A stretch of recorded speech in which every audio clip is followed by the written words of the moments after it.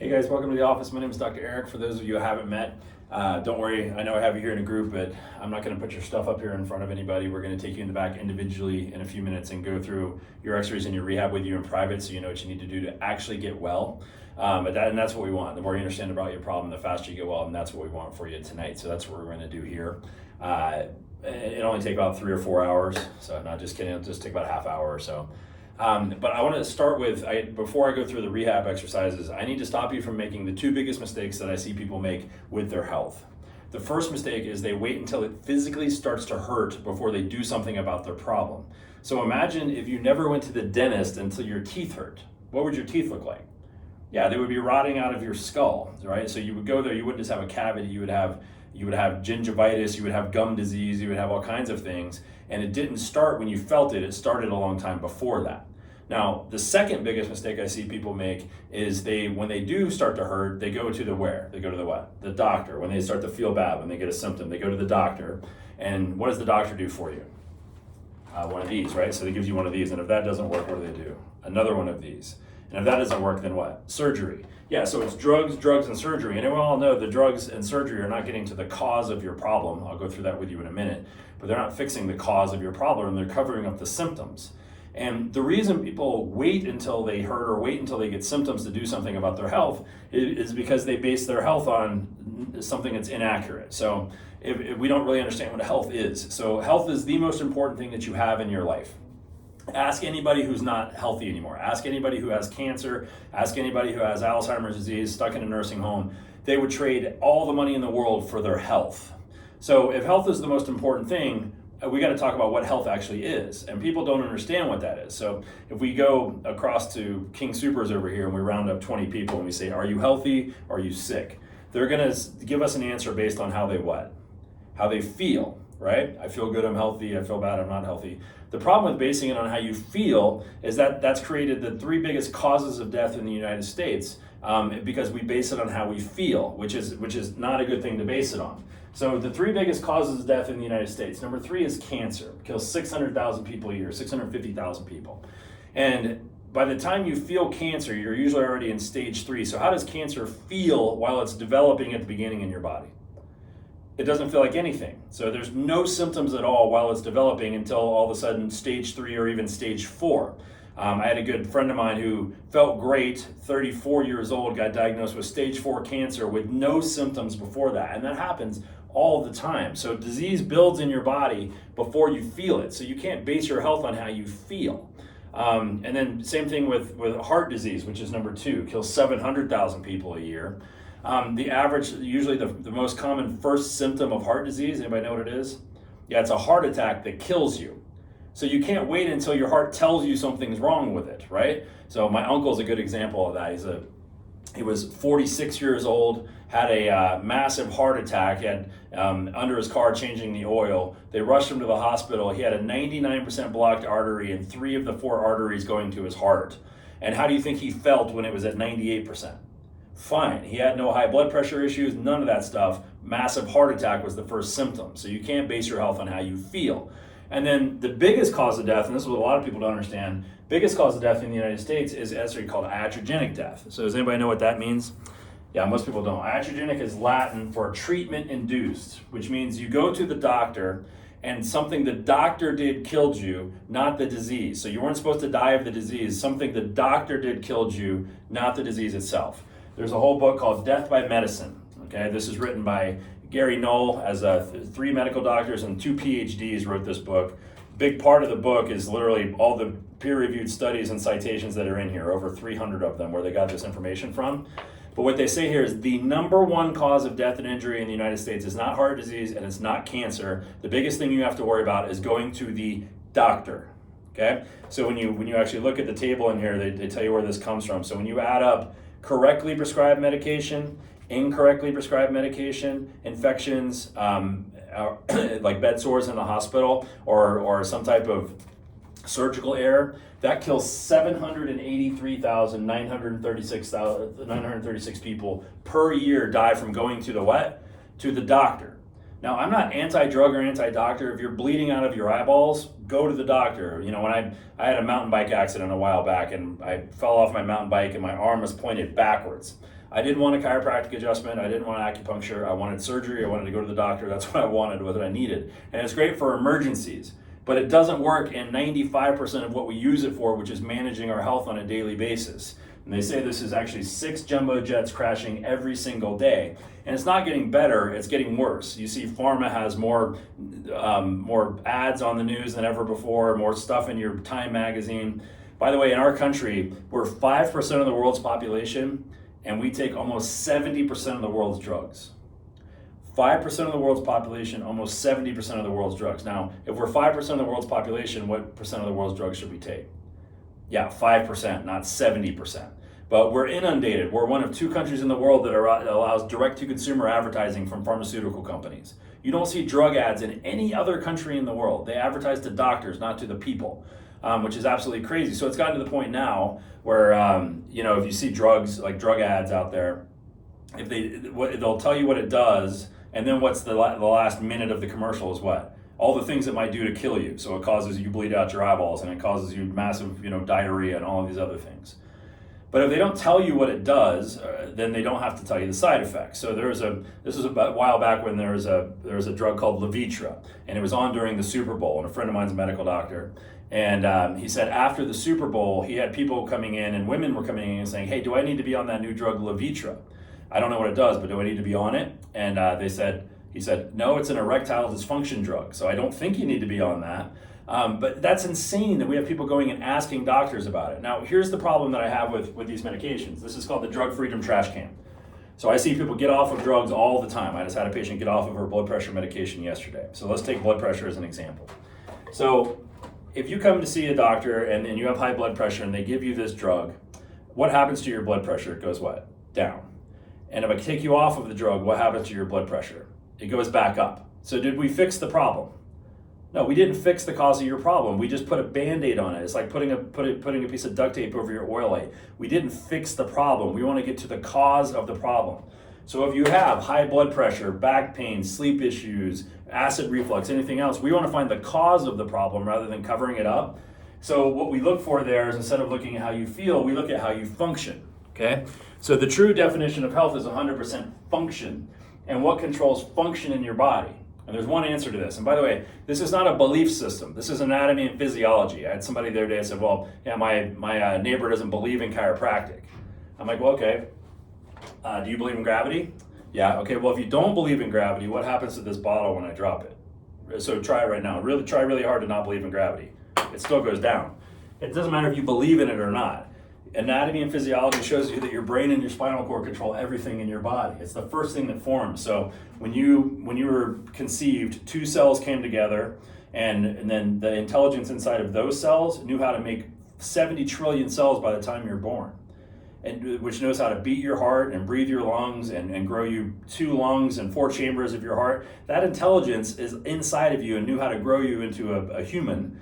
And then when you were born, it didn't leave you. It's still there. We call that innate intelligence. And that innate intelligence is flowing through your body, and it's controlled by the brain and the spinal cord. So the brain tells your body what to do. It tells your finger to bend like this if I have you do this. It also tells stomach acid to be reproduced. It tells your lung lining to be reproduced. It tells you everything in your body is controlled by the brain and the spinal cord.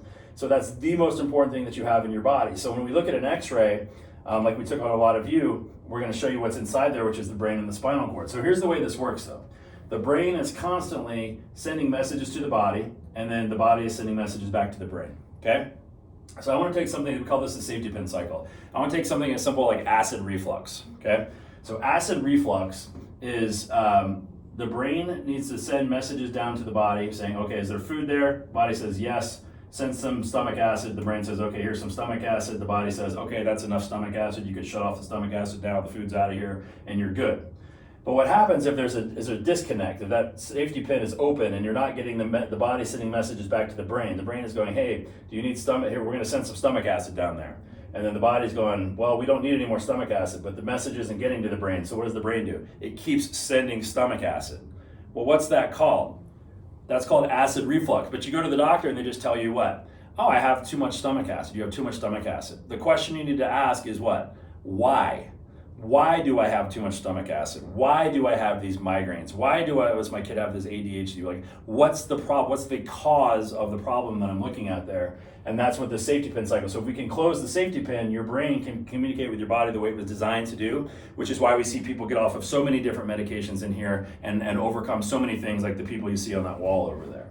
So here's the way that's supposed to work. Now, the most important thing that we look at in your x-ray is the side view of the neck. That's called the arc of life. So whether you're in here for back or neck pain, we always look at the neck too, okay? We wanna make sure we're looking at the arc of life because that's controlling everything. So someone facing this way, and you wanna see this 45-degree curve like this, and the spinal cord, this is an MRI, you can see the spinal cord is this black thing here running through here. It's like a hose. See how nice and open that is? All that innate intelligence is getting down through the spinal cord the way it was designed to. Okay? So your body's connected, that safety pin is connected there. Now what happens if you lose that curve, so you see how this one's really straight, right? So instead of having the normal curve, this one's straight. Now watch what happened to the spinal cord. I'm not so worried about the bones, I'm worried about what that's doing to the spinal cord inside there. So if you have the spinal cord running through here, what's happening there? Can you see that? Yeah, it's compressing the spinal cord. That doesn't usually cause pain. Only 6% of the nerves in your body feel pain. 94% is function. But what is happening to this person function? Are they functioning 100% or less? Less, right? It's as simple as that. So if we look at this person here, who gets heart disease first? That person or that person? That person. Which one's having acid reflux? This person or this person? That person, right? Every single time, and it doesn't matter how they feel because it's not about how you feel, it's about how you function, okay? So it's kind of like the example I give is if this is like someone's, you're stepping on a hose. So if I have tomato plants over here and I have a hose that's taking water there and I step on the hose, what's going to happen to the tomato plants if we don't get the pressure off the hose? Yeah, they're going to die, right? So, but they don't die right away. What do? They shrivel, they start to look bad. Well, what we would do is go spray paint it green again, making it look good again. That's what medication does. The only solution to that is to do what? Take the pressure off the hose and let the water flow, and then the tomatoes know exactly what to do to thrive. That's the way it was designed, okay? So that's why we look at your spine, and that's why we're looking at the whole nervous system. So this is Debbie. I'm gonna give you an example of like pre and post, because I'll show you the exercises and the rehab that she had to do. So when she came in, 46 years old, so she has no curve in her neck, she's completely straight there. So the spinal cord is running through there. So what's that doing to the spinal cord? Choking it off, and what's that affecting? Everything. And what happens if it doesn't get corrected? It just gets worse. It's a spinal degenerative disease. So she actually has bone spurs and arthritis because it's been developing for so long. And if we don't correct that, that's just going to get worse. It's no different than your knee. There's loss of space and you're starting to have bones, compressing. Well, what happens if we don't fix that? It's bone on bone. Well, the same thing can happen in the spine. It's the same joint, material. But my concern isn't the joints. My concern is what that has been doing to her spinal cord, which has been crushing her spinal cord. So when she came in here, she has numbness and tingling in her fingers. She has headaches. She doesn't sleep well at night. She's sleeping like 2 hours a night. And then she also has a lot of issues with like concentration. So for the sleep, what do you think the doctor did for her? Yeah, gave her trazodone for sleep. For the numbness and tingling, they gave her Neurontin or gabapentin. She also has acid reflux. What did they give her there? Prilosec, right? Now, are any of those fixing this? No, none of those are fixing this. So unfortunately, she's been going to a chiropractor for years. They never took an x-ray of her. That's called Relief Care Chiropractic. It was her Kaiser or United or whoever she was going to. And they don't even pay for x-rays. They don't do corrective care. So we're one of about 5% of chiropractors who do corrective care, which is actually fix the problem. People always say, I've been to a chiropractor, ask them, what do their x-rays look like? And a lot of times they'll be like, I never took x-rays. Or even if they did, I'll say, what did your post x-rays look like after you did your treatment plan? They're like, what? Post x-rays? I never had another x-ray, which is crazy. I paid $10,000 for braces for my son. I want to see that the thing got fixed, right? So that's what we do is corrective care with pre and post x-rays. So we started doing the right adjustments, the right rehab exercises at home. And then this was her x-ray after 90 days. So what do you see there now? Yeah, curve. So she went from a 10-degree curve to a 30-degree curve. Her head is back up on top of the shoulders. We've opened up that spinal cord, and guess what's happening to her body? It's healing. She went from sleeping 3 hours a night to sleeping 7 hours a night. The trazodone is in the trash can. The Prilosec is in the trash can. She's a completely different person now because her brain and nervous system are functioning at 100%. Her body's doing what it was designed to do. And unfortunately, so many people go to the chiropractor for relief care, And the whole issue with the medical model in general and with insurance, the reason she was doing that is because he was on her insurance, right? Now here's the issue with insurance. For your insurance to cover anything that you do here or a doctor's office anywhere, it has to be what's called medically necessary care. Does that make sense? So medically necessary. So that's what they review, and that's why you get bills decline. That's why you have to dispute bills. That's why and by the way, insurance companies are making more money than ever. They're some of the richest industries in the United States. Do they get that by paying for more of what you need? No, they get that by paying for less of what you need, by more declines and higher deductibles, right? So, but it has to be what's called medically necessary care. So I'm going to read you the definition of medically necessary, because I actually found this out from Medicare, and all the other insurances use the Medicare guidelines. So I found that they were declining a lot of people's bills, and I would say, hey, these people need this. They're getting better. I mean, this is necessary. They need this. And they said, no, it's not medically necessary. I said, can you give me the definition of medically necessary? And they said, yeah. So here's what it is. Care that seeks to prevent disease, promote health, and prolong and enhance the quality of life is not considered medically necessary.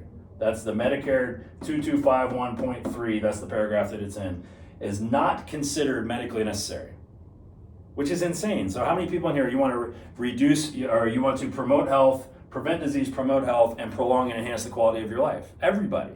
But if you want to do that, who's responsible for it? You are. So that who's financially responsible for it? You are. And I am for my family. So this is where I tell people you have two choices with your health.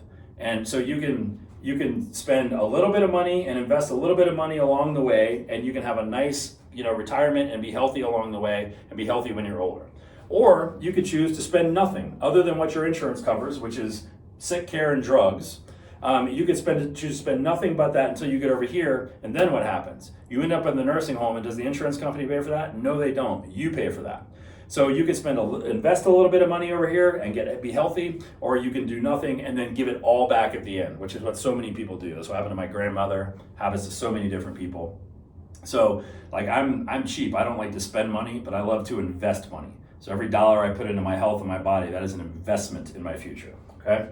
So some of you had low back issues. I want to show you this one as well. So this is an x-ray from the front, okay? So what you have to see from the front is you have to be straight up and down. So there should be no curve side to side.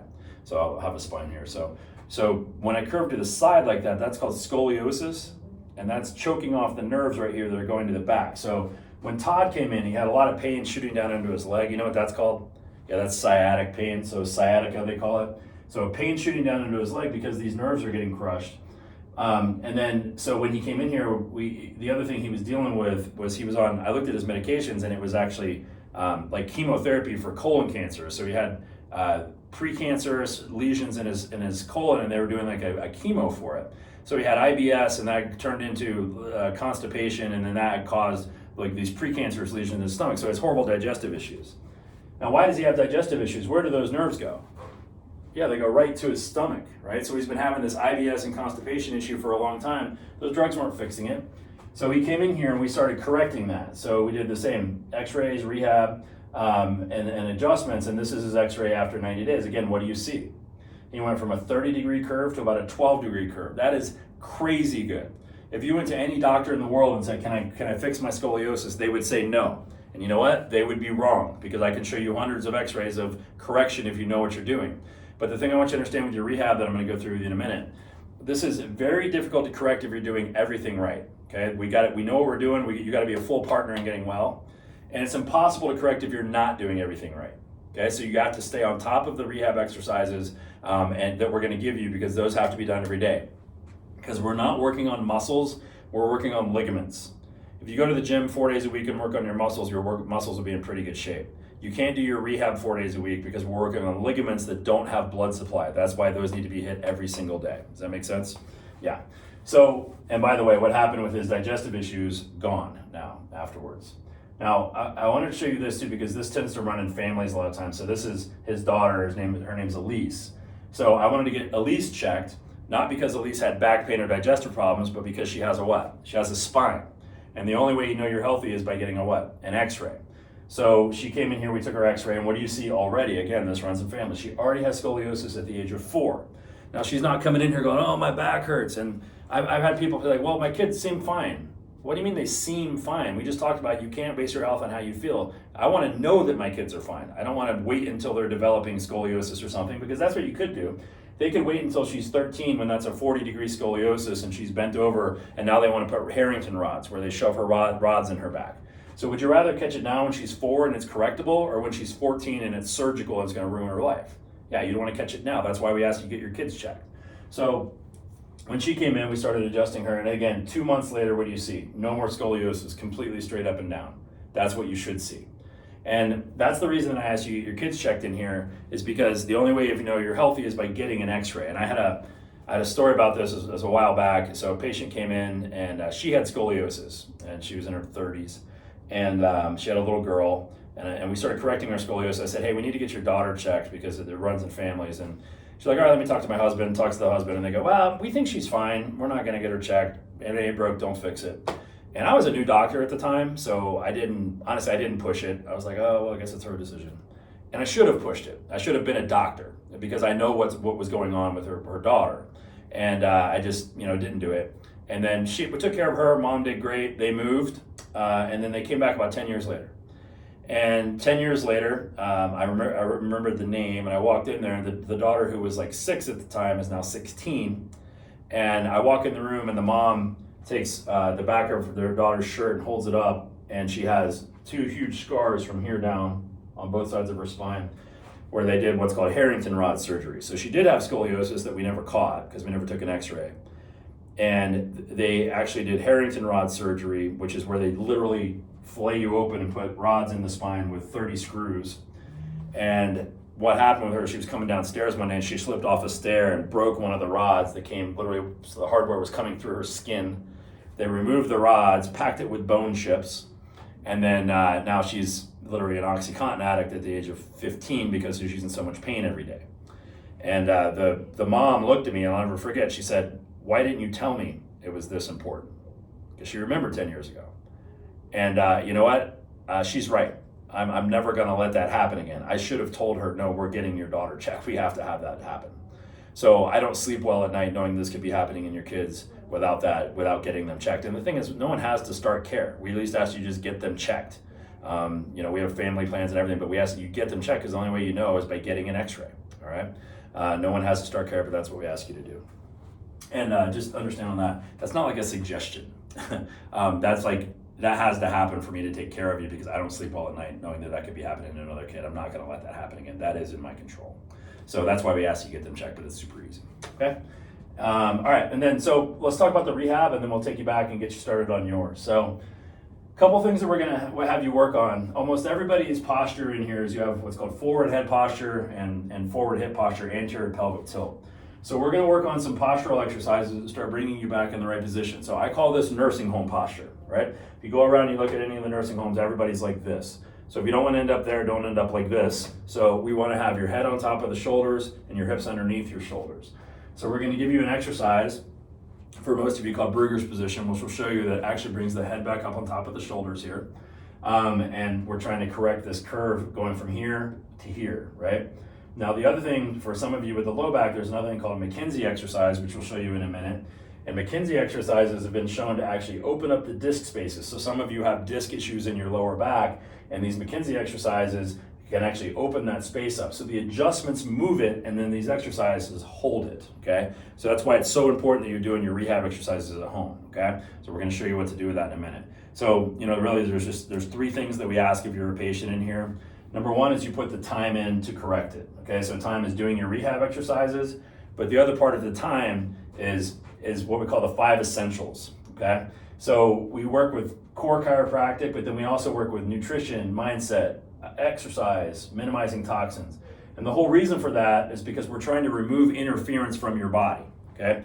So if when my son was born, completely healthy, nobody's shocked that he's healthy, he's a newborn, right? But if I just don't mess him up, what should he continue to be until he's 90? Healthy, right? The problem we get sick is because something interferes.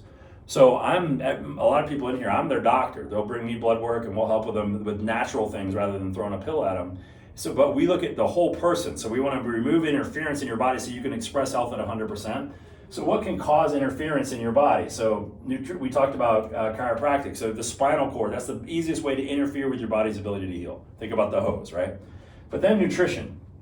What if you eat at McDonald's every day, 3 times a day? Or what if you eat the standard American diet full of processed food? Is that going to interfere with your body's ability to heal? Yes. Like your body knows exactly what to do with an apple. It does not know what to do with an apple pie. That's why we are so sick as a country. We have more heart disease, cancer, diabetes than any other country in the world. I just had a patient who came in. She's miserable, aches and pains everywhere. She's tired all the time. She hurts like crazy. She's on 5 different medications, 2 blood pressure medications, 2 blood sugar medications, and cholesterol drugs. I read her the side effects of those drugs. She's got all of the side effects. And I said, hey, why don't we stop giving you these drugs with these side effects? Why don't we fix your diet? She's like, yeah, I'm game. So we gave her what's called our Axiom Advanced Plan, nutrition plan. And she's literally, her cholesterol is normal. She's off her blood pressure medication. All 5 of those medications are in the trash can. She feels 20 years younger because we removed the interference from the nutrition, okay? And then mindset, so that's like sleep. So if you're having sleep issues, we help you work with that. But the biggest thing, the mindset, is understanding you're in control of your health, the right way to exercise, minimizing toxins. There's a lot of stuff that can make you sick that you're putting in your skin and on your body. So we help you actually remove interference in all these areas. So we do workshops, we do webinars, and we ask you get involved with those things because that's really what's going to transform your life. I don't want you just health out of pain. I want you actually healthy. So we ask you put the time in. Second thing we ask is that you get your family checked. Again, no one has to start care. We just ask that you get them checked. We even pay for that x-ray because, again, the only way you know if you're healthy is by getting an x-ray. And the last thing that we ask is that you tell other people what you know. And here's the reason we ask you to tell other people what you know.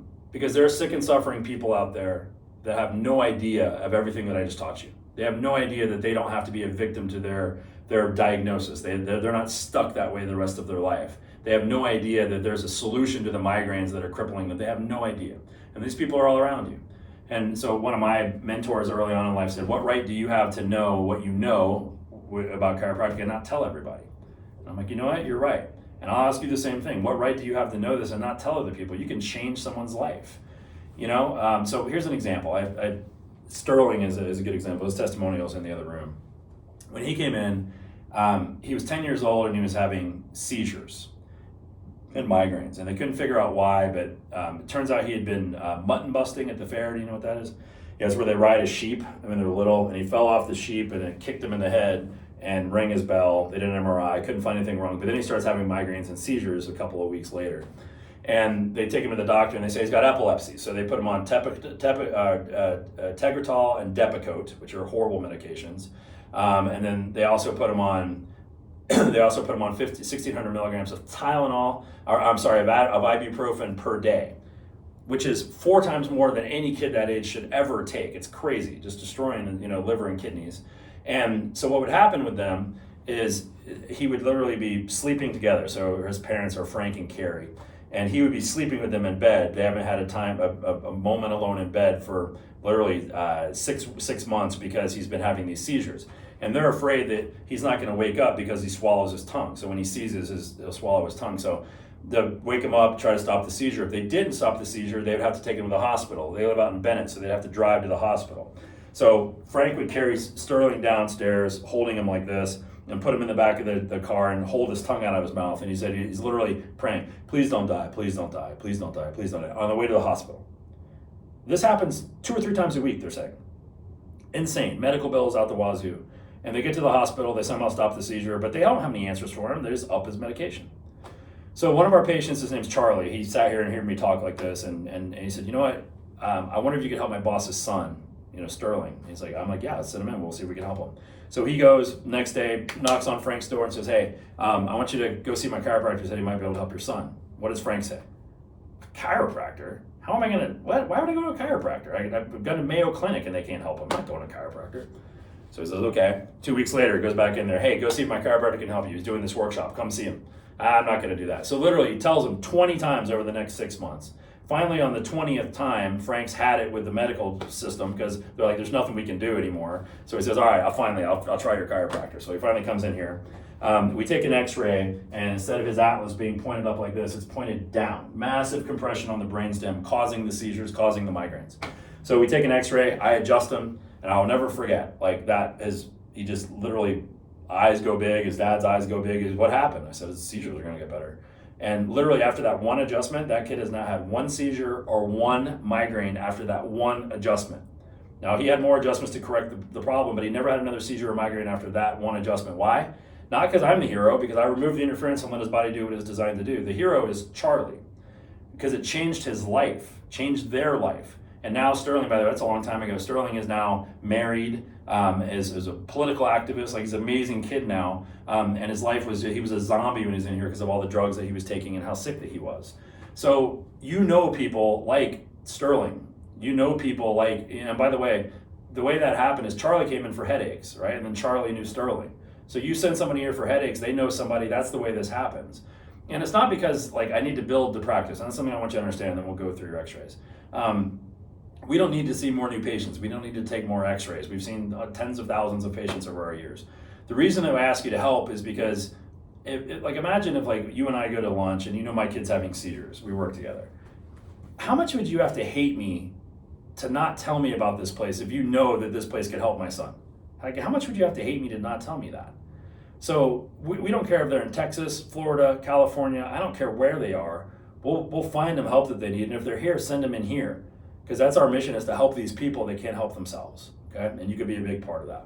So thanks for being here tonight. We're gonna take you in the back and go through your rehab exercises now and make sure that gets handled. If you have any questions, we'll talk about it there. So you guys have just hang out right here. We'll take you back in just a minute.